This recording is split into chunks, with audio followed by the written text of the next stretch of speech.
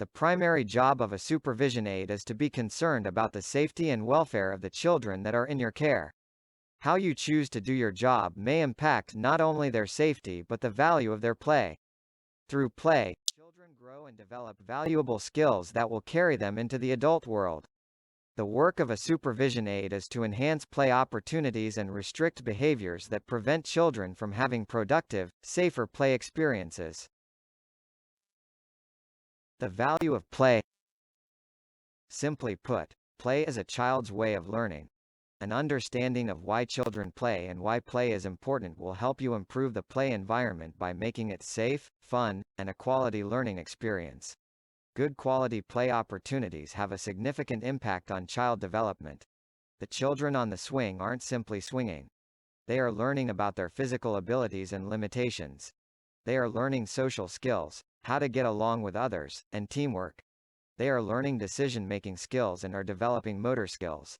They are engaged in fantasy play or make-believe. At the same time, the children should be safe and having fun. You are important. Your job is important. Children are swinging, some are playing tetherball, and yet others are engaged in a game of chase. They range in age from 4 to 12 years old.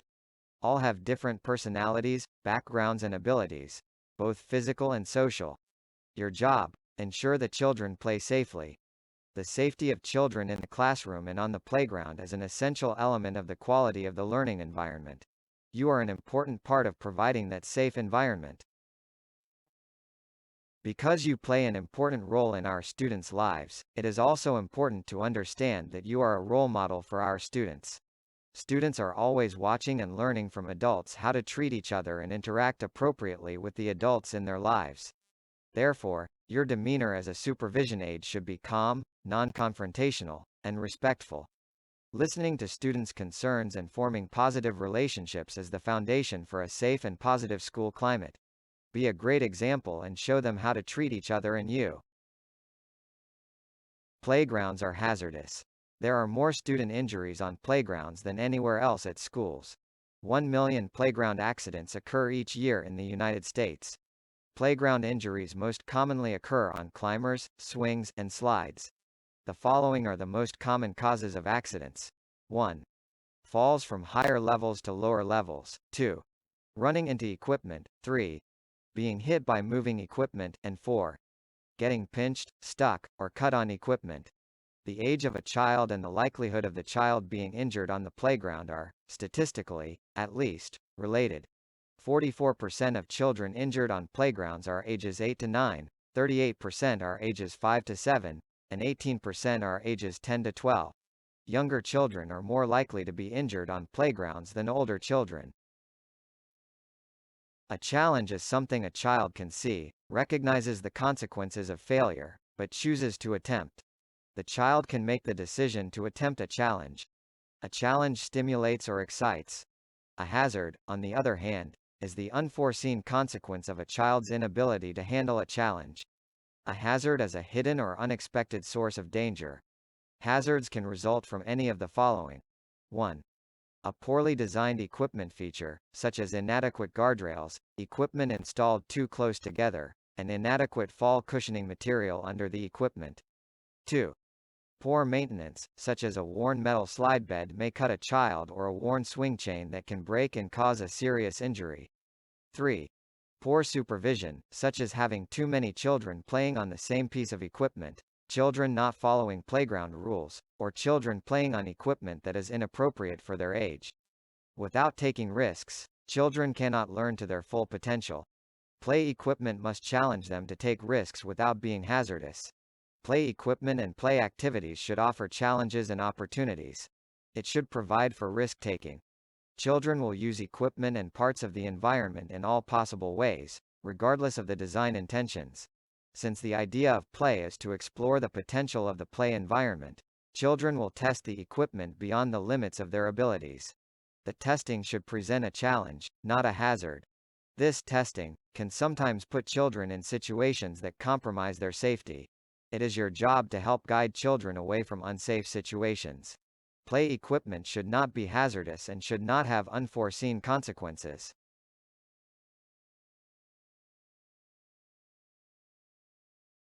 The primary job of a supervision aide is to be concerned about the safety and welfare of the children that are in your care.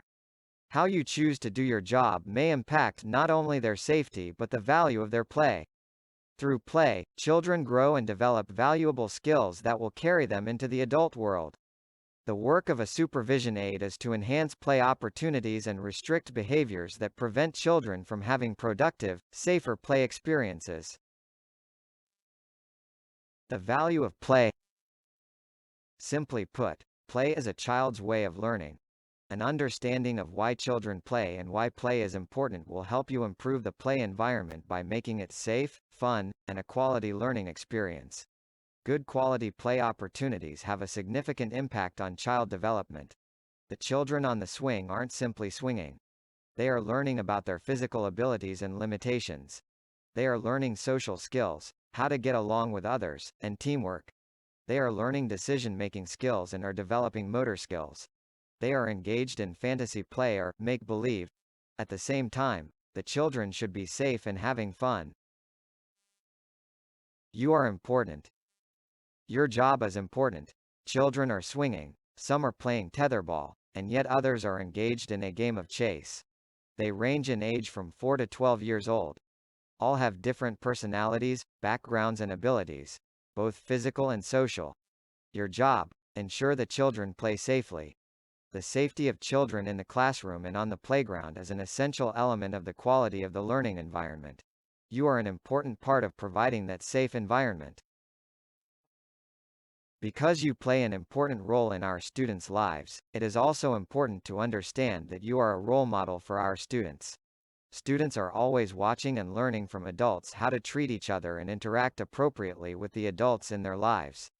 Therefore, your demeanor as a supervision aide should be calm, non-confrontational, and respectful. Listening to students' concerns and forming positive relationships is the foundation for a safe and positive school climate. Be a great example and show them how to treat each other and you. Playgrounds are hazardous. There are more student injuries on playgrounds than anywhere else at schools. 1 million playground accidents occur each year in the United States.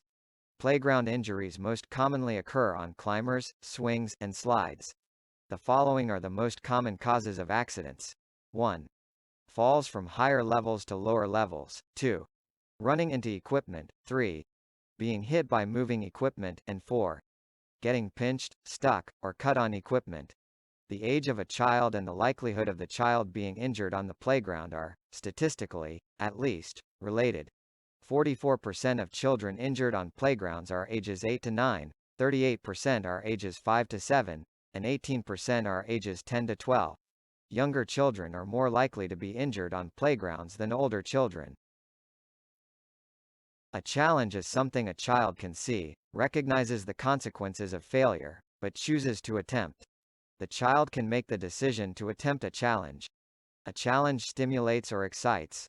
A hazard, on the other hand, is the unforeseen consequence of a child's inability to handle a challenge. A hazard is a hidden or unexpected source of danger. Hazards can result from any of the following. 1. A poorly designed equipment feature, such as inadequate guardrails, equipment installed too close together, and inadequate fall cushioning material under the equipment. 2. Poor maintenance, such as a worn metal slide bed may cut a child, or a worn swing chain that can break and cause a serious injury. 3. Poor supervision, such as having too many children playing on the same piece of equipment, children not following playground rules, or children playing on equipment that is inappropriate for their age. Without taking risks, children cannot learn to their full potential. Play equipment must challenge them to take risks without being hazardous. Play equipment and play activities should offer challenges and opportunities. It should provide for risk-taking. Children will use equipment and parts of the environment in all possible ways, regardless of the design intentions. Since the idea of play is to explore the potential of the play environment, children will test the equipment beyond the limits of their abilities. The testing should present a challenge, not a hazard. This testing can sometimes put children in situations that compromise their safety. It is your job to help guide children away from unsafe situations. Play equipment should not be hazardous and should not have unforeseen consequences.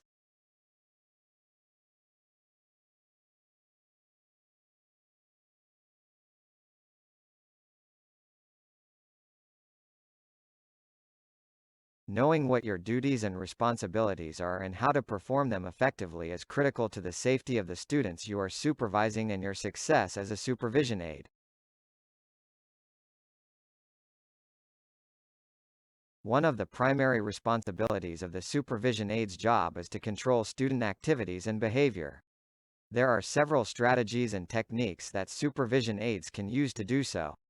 The Lancaster School District uses a variety of strategies and techniques to ensure the safety of all students whether they are in the classroom, playground, or other areas of campus.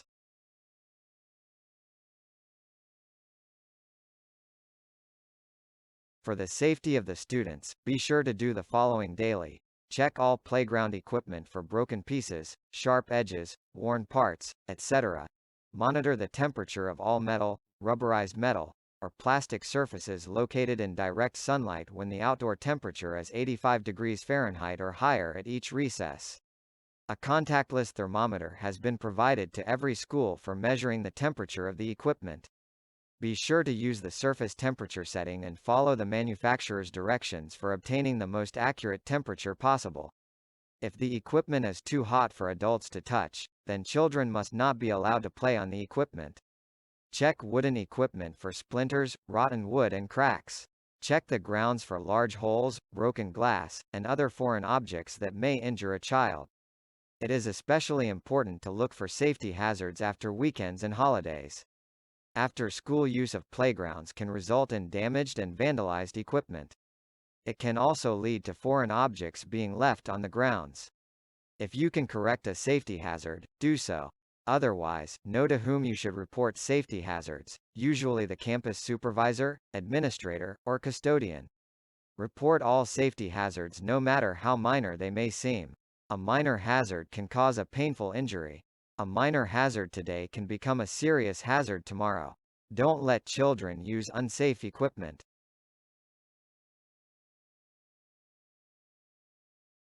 Positive Behavior Interventions and Supports, PBIS, uses proactive strategies for defining, teaching, and supporting appropriate student behaviors to create positive school environments. The purpose of school-wide PBIS is to establish a climate in which appropriate behavior is the norm. Punishment-based strategies including reprimands, loss of privileges, office referrals, suspensions, and expulsions, are ineffective when used alone. Teaching behavioral expectations and rewarding students for following them is a much more effective, positive approach than waiting for misbehavior to occur. The following are critical PBIS concepts you must become familiar with in order to foster a positive school climate. Know the playground behavior expectations and safety rules that children are to follow at your school. Support your school's PBIS expectations by handing out tickets, also called positive reinforcement, when children choose to behave appropriately. Be sure to tell the student why she has earned the ticket. Provide only one ticket for the behavior you are rewarding. Teach, and reteach and teach again, the behaviors expected on the playground. Be firm, fair, and consistent. Use the children's names. Children respond better to your instructions when you develop a positive relationship first. If you don't know a child's name, ask for it and learn it.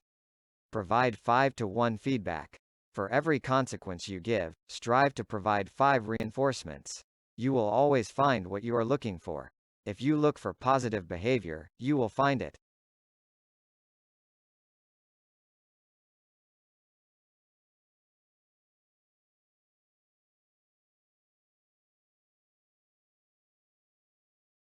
Active supervision requires focused attention and intentional observation of children at all times. Staff position themselves so that they can observe all of the children. Active supervision utilizes the following 7 features. 1.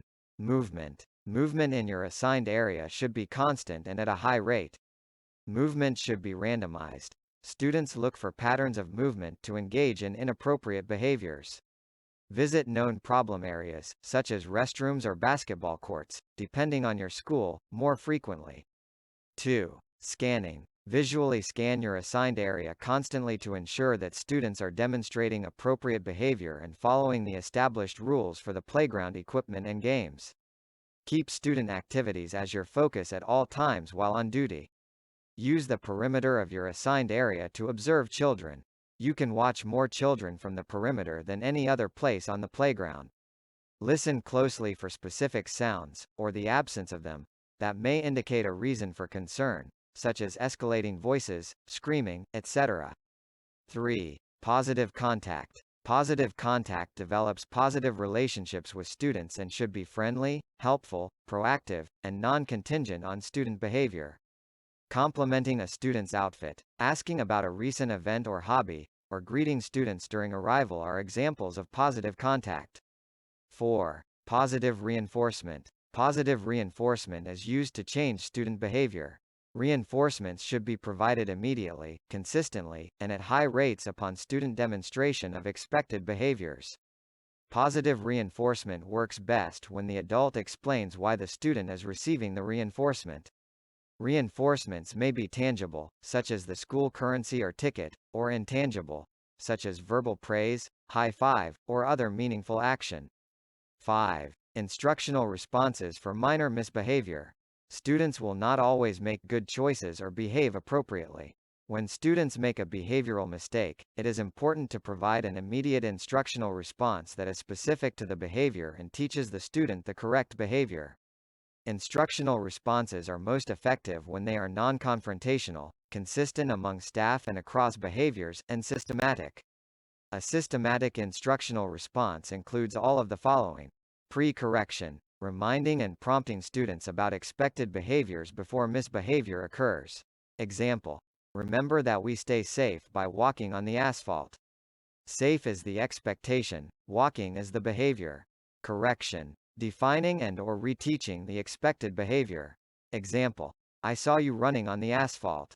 You must walk to stay safe. Modeling, demonstrating the expected behavior. For example, now let's walk together. Practicing, requesting that they show you the expected behavior. For example, now show me what you are supposed to do on the asphalt.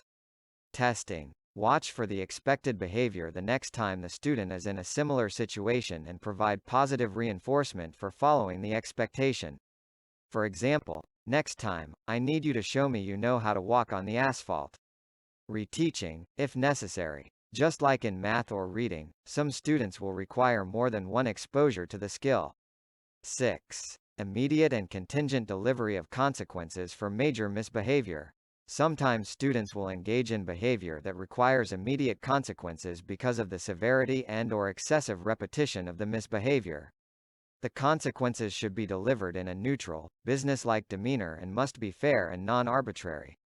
This means that all students should receive the same consequence for the same severity and situation.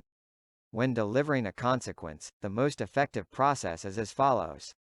First, take the student aside. Removing the audience will keep the student from having to save face, and prevent escalating the situation. Then, review what you saw. Use a non-critical, non-judgmental tone. Review the facts only. Next, ask the student to state the expected behavior. Avoid power struggles by providing it if the student does not know or will not answer. After that, give the student choices for correcting the behavior. The choices should be equal. Do not try to persuade the student to behave appropriately by making one choice more severe than another. Finally, explain the school-prescribed consequence. Consult with your campus supervisor to determine the consequences for the various types of misbehavior at your school. Be sure to apply the consequence immediately or as soon as possible.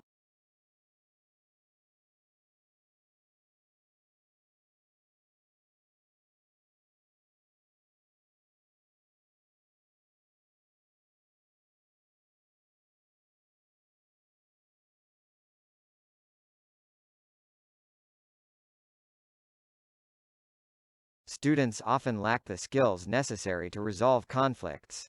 Common conflicts for students include disagreements, miscommunication, or having different goals. Unresolved conflicts will damage relationships between the students, disrupt the educational process, and prevent student learning. In general, students who manage conflict poorly have not developed strong relationship skills, lack communication skills, find it difficult to see someone else's perspective, tend to see conflict in black and white terms only, and see only one way to deal with conflict. There are 4 basic strategies to help students manage their conflicts. 1. Negotiation. Both students work together to find a resolution that is mutually beneficial. Both students must be willing participants for negotiation to be successful. Younger students may lack the maturity to negotiate on their own. 2. Mediation. An impartial third party, such as a supervision aide, helps the students work together to resolve the issue. This strategy helps to uncover the issues between the students and allows the development of several options to resolve the problem. This strategy requires the availability of a trusted third party and may reduce the student's self-reliance for solving problems if used too often. To be a good mediator, you must not take sides, work with the students to find a solution, check to see if the issue remains resolved, and adjust the plan when necessary. Mediation should not be used for bullying, threats of harm or violence, sexual harassment, discrimination, or serious violations of school rules. 3. Arbitration. The disputing students agree to allow an arbitrator to decide what should be done. This strategy is effective when time is short, the issue could not be resolved with negotiation or mediation. The students have confidence that the decision will be reasonable and fair, and a joint commitment to follow the resolution is made between the students. Students may rely on adults to arbitrate all conflicts if this strategy is used too often. 4. Adjudication. A third party makes a decision on how to resolve the issue, usually based on school or district policy or law. Adjudication should only be used as a last resort and must be used when the conflict has led to school rules being seriously violated, such as occurs during physical aggression or fighting, bullying, threats of harm or violence, sexual harassment, or discrimination. Generally, the underlying conflict will not be resolved since an adult is dictating a resolution based on prescribed consequences.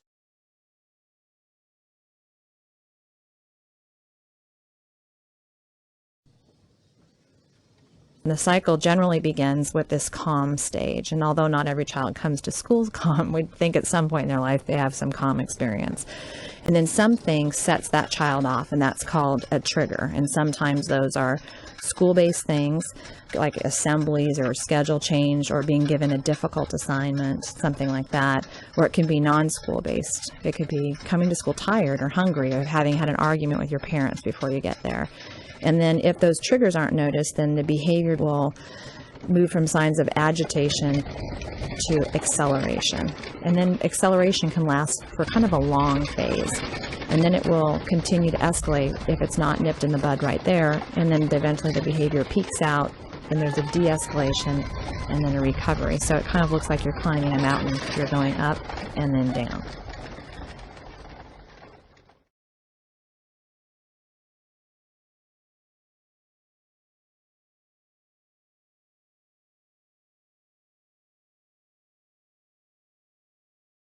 Today, we want to tackle a very difficult subject on this episode of Rocket Kids. Bullying. We've all heard about it. We may have been a victim of bullying or seen it in action. So, we want to take a few minutes and talk about it and help you know when it may be happening. I'm Elvis, this is Rocket Kids, and let's get this started.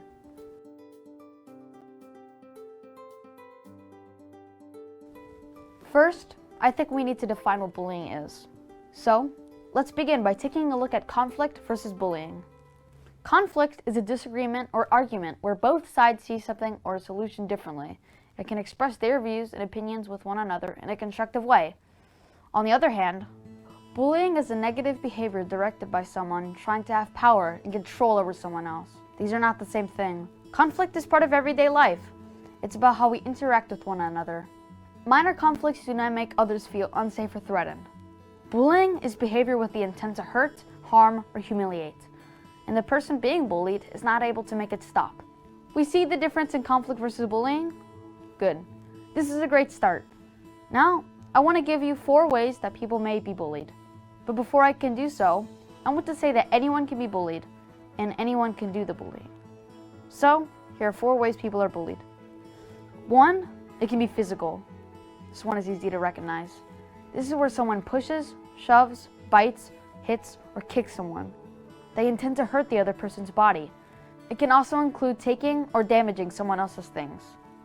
It can be verbal. This one is really common because it is quick, easy, and can go unnoticed by others. This can be teasing, name-calling, threats, mean jokes, rumors, gossip, or saying things about someone else that is not true. It can be emotional. This type of bullying isn't always obvious, but it can hurt a lot. It hurts people on the inside and makes them feel bad about themselves. And finally, cyberbullying. This is when someone uses current technology, such as cell phones and computers, to bully others. It could be things like sending mean text messages, posting videos, stories, or photos meant to hurt and make fun of others. It can also be spreading rumors online. Those are 4 common ways people may be bullied. I think it's important to remember how we want to be treated and treat others that same way. Did you know that 1 in 5 students say they have been bullied? Think about how they may feel in this situation. They may be scared to go to school. They miss out on opportunities to learn. Students who are bullied may have lower self-esteem and less confidence in themselves. They are not allowed to reach their full potential, and many times, they don't know what to do or how to get help. Look, I know this is not a happy subject to talk about, but it's important. Speak with your parents and teachers about bullying, how you can recognize it, and how you can help. There are many great resources, and one we like a lot is the website Pacer Kids Against Bullying. They even have a bullying quiz to help identify bullying and what can be done about it, so go check that out. I hope this episode has been helpful, and we can learn that kindness matters, because being kind is a lot easier than being mean. So let's just be kind. How does that sound to you? Sounds pretty good to me. If you like our videos, don't forget to subscribe, like, and follow. You can also let us know your thoughts by commenting on this video. We would love to hear from you. Until next time, I'm Elvis, this is Rocket Kids, and don't forget to always be your best self.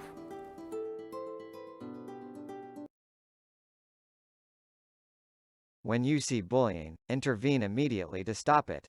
Separate the students involved, make sure everyone is safe, and provide for any medical and mental health needs. Stay calm and reassure any students involved, including bystanders. Model respectful behavior when you intervene. Bullying can have many long-term effects for both the targets of the bullying and the bystanders. Avoid these common mistakes when intervening in bullying. Don't ignore bullying. Don't think that kids can work out differences without adult help. Don't force bystanders to say what they saw publicly, since this may create fear of retaliation for the bystanders. Don't question the children involved in front of other students. Don't talk to the bully and target together. Forcing the target to tell in front of the bully increases the likelihood of retaliation.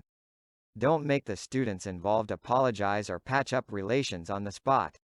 This often creates a worse situation for the target later. Don't tell the target to ignore the bully or being bullied. Bullying behavior should never be tolerated or experienced by anyone. Don't blame the target for being bullied. Support the students who are targeted by bullies by listening and learning from the target what has been going on, and show that you want to help. Assure the student that bullying is not their fault. Know that kids who are bullied may struggle to talk about it. Consider referring the student to the school counselor. Give advice about what to do the next time it happens. Role play and think through with the student how to react if bullying occurs again. Remind the child that violence and fighting are never good ways to solve a problem. Ask the student what would make him, her feel safe at school. Commit to following up with the student to ensure the bullying does not resume. Address the aggressor's bullying behavior by teaching the aggressor which behaviors are considered bully behaviors and that they cause harm. Showing all kids that bully behavior is taken seriously. Model respectful behavior toward the aggressor and calmly tell the student that bullying is not tolerated. Helping the aggressor understand that what they say and do affects other people. Help bystanders be upstanders by being a friend to the target. Telling a trusted adult when they see someone is being bullied. Helping the target get away from the bully. Setting a good example by not using bully behaviors. Walking away from bullies so they don't have an audience. If you have confirmed that bullying has occurred, be sure to always refer the situation to the campus supervisor, administrator, and/or counselor.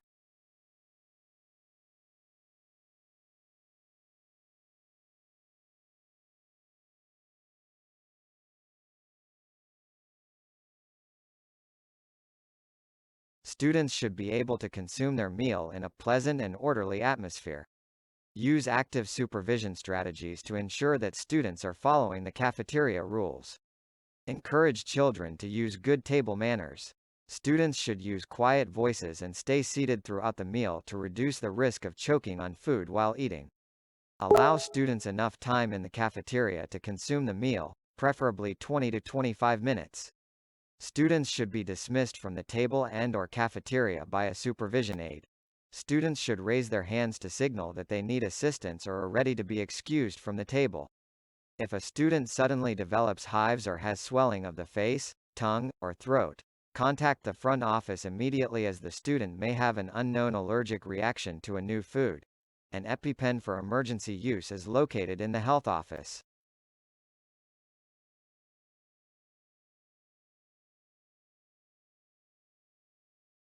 Depending on the time of your shift, you may support student arrival or dismissal. Pay careful attention as students exit vehicles and be prepared to assist them when necessary. Never approach a vehicle that is moving to open or close doors. You may only approach vehicles that have come to a complete stop. Allow the student or other passenger to open the door. You may assist with opening the door wider if necessary.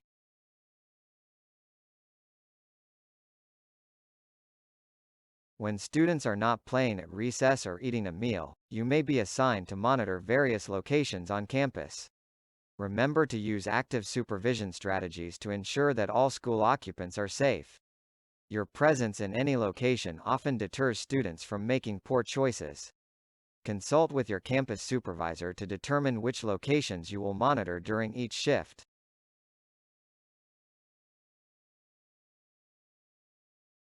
An intruder is anyone you don't recognize and anyone not authorized to be on the campus. All staff members are required to wear a district badge with photo, and visitors must wear a current Raptor visitor pass. Raptor visitor passes will include the name of the person, the date and time of entry, and the destination. All visitors must be escorted to their destination while school is in session. A visitor or parent may be an intruder if they have not registered at the office and obtained a Raptor visitor pass. A person adjacent to the play area who doesn't appear to have business in the area may become an intruder. Be alert to your surroundings. Report intruders immediately. The school site has a plan and procedures for responding to emergencies and accidents. Follow the plan and use the procedures. Be alert at all times. Act promptly and decisively. CPR and first aid training may be offered periodically by the school district. Take advantage of this opportunity to learn life-saving skills.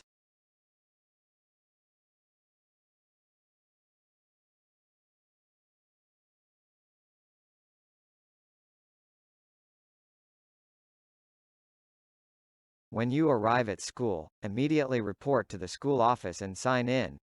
Follow the established procedure at your site for logging into Kronos and tracking your time. Allow yourself enough time to arrive at your duty station before the first child arrives. Always wear your district identification badge and safety vest. When you arrive at your duty station, inspect the area to see that all is ready for the arrival of the children. Should you be assigned to playground duty, check the grounds and equipment for safety hazards. In the event that you will be unable to report for your assigned duty, enter your absence into ESOP as soon as possible and notify the school office no later than 7 a.m. in order for arrangements to be made for a substitute. A day's notice is preferable. Rainy day schedules and duties may vary. School administrators may alter your assignment on those days. Upon completion of your duty, report to the school office. Place equipment in the designated area before leaving the school. Be sure to complete the timekeeping process in Kronos. The use of personal electronic devices while supervising students is prohibited. Supervision aides and crossing guards may not use cell phones for personal communication, including texting, checking and posting on social media accounts, listening to music with or without headphones, earbuds, etc., while on duty. Earpieces that are provided by the school for the purpose of monitoring school radio communications are exempt from this policy. Any stray animals should be reported immediately to a campus supervisor, custodian, or administrator. Children should not handle them. Explosives or fireworks at school are expressly prohibited. Leave the explosives where they were found, clear the area of all children and employees, and notify an administrator immediately. The administrator will notify the appropriate authorities. Notify an administrator immediately if you see a firearm on campus or you reasonably suspect a student, visitor, or employee may be carrying a firearm. The administrator will notify the appropriate authorities. Law enforcement officers in uniform are exempt from this provision. Knives, ice picks, or other dangerous implements should be turned over to an administrator immediately. Notify your campus supervisor or an administrator if a student has in their possession illegal drugs, cigarettes, or a vaping device. Do not confiscate the item without approval from your campus supervisor or administrator. All accidents involving possible sprains or fractures, suspected injuries to head, eyes, nose, mouth, should be referred to the health office and to an administrator. This procedure applies to accidents involving teachers, supervision aides or other school employees, as well as to students. Be familiar with the school procedures. In case of serious injury or illness, do not attempt to move the patient. Follow good first aid practices, remain with the patient, and radio or send someone to the office for help. When an accident occurs on campus, an administrator must file an accident report form. For more information, see the school secretary. It will be the supervision aide's responsibility to supply the information regarding where and how the accident occurred, what was done for the injured person, and who witnessed the accident. In no case should the supervision aide divulge information regarding an accident to anyone other than the school nurse, health clerk, administrator, or school secretary. Information should be given immediately after the accident, using the approved district forms. Refer to the Playground Supervision and Safety Handbook for a list of general playground rules.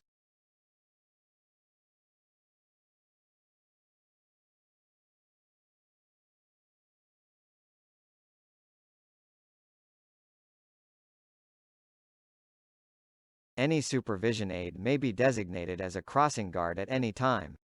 The position of crossing guard requires understanding, patience, and sound judgment. The basic goal of the crossing guard is to ensure the safety of students on their way to school and to their homes. The crossing guard is not allowed to direct traffic. The students and families crossing the street are your priority. Contact the school administrator with concerns and problems that you may have. He or she will help you solve issues or problems. You should wear apparel that is appropriate for streetwear and allows freedom of movement.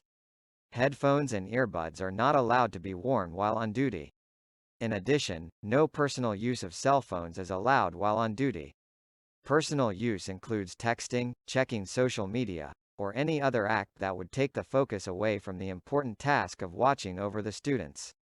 The school will provide you with a stop paddle and reflective vest that you must wear at all times while working. City of Lancaster Crossing Guard Guidelines. 1. Always stand between the children and the roadway on the side of the street to which the children approach. 2. Cross the children as soon as traffic conditions permit. Do not wait for stragglers or permit children to run into or across the street. 3. Instruct the children to wait for you to return if they arrive while you are engaged in crossing other children. 4. Anyone riding a bicycle is required to dismount and walk with the bicycle across the street. 5. For unsignaled crossings, such as a stop sign or mid-block crossing, wait for an appropriate gap in traffic flow. If no vehicles are approaching, raise the stop sign above your head and escort the children across the street, waiting midway to bring up the rear of the group. 6. If a normal gap in traffic does not occur within 1 to 2 minutes, check for a decrease in traffic volume and slowly enter the street with the stop sign paddle raised above the head. Use extreme caution and instruct the children to wait on the curb for your direction. Stand in the middle of the street. When traffic has stopped or is clearly coming to a stop, signal the waiting children to cross. Remain in the center of the street until the last child has passed you, then follow the group to the curb. 7. If children are approaching the crossing while you are engaged in crossing others, instruct them to wait until you return. 8. Look alternately in each direction the entire time you are in the street. 9. After you have seen the children safely across the street, Take advantage of the next traffic gap to recross the street to your station with your sign lowered. 10. Do not attempt to direct traffic or signal waiting traffic. As many of the same motorists will pass your crossing at the same times daily, their cooperation can be promoted by the manner in which you operate at your crossing. 11. Do not use the whistle except when absolutely necessary to attract a child's attention. 12. Be friendly but firm and businesslike in your contacts with the children. Instruct them in good traffic safety habits, both by your work and your example. Do not permit superfluous conversation to distract you from concentrating on your traffic safety responsibilities. 13. Do not park your vehicle where it will interfere with approaching visibility at the crossing. 14. Always wear the designated uniform items, such as reflective vest. 15. Never leave your crossing during assigned hours. 16. Always post yourself outside of your automobile and on your approach corner when school-age children are approaching or are in your immediate crosswalk area. 17. Should there be any questions or doubts concerning school closings due to inclement weather, always refer to the local radio station for information. If there is still doubt, contact the school. 18. Policy dictates that you should allow yourself sufficient time in order to be at your assigned position at the time specified. 19. Always return equipment signed out to you upon resigning or leaving crossing guard employment. More extensive crossing guard training is available. Please contact your campus supervisor for further details.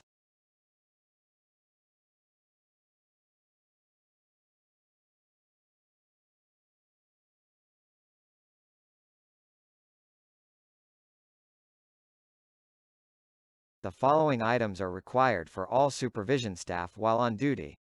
District-issued identification badge, reflective safety vest, stop paddle for crossing guards, school radio, if available, notepad and pencil, and a whistle.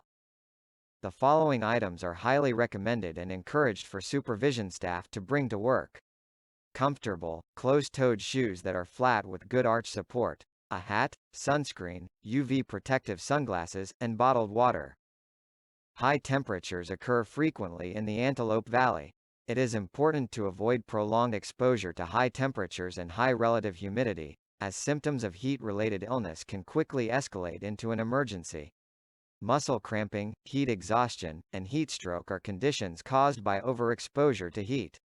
Drink plenty of water, wear loose clothing, and avoid strenuous activities involving direct sun exposure to minimize the risk. Be sure to follow the Lancaster School District Outdoor Activity Weather Guidelines found in the Playground Supervision and Safety Handbook.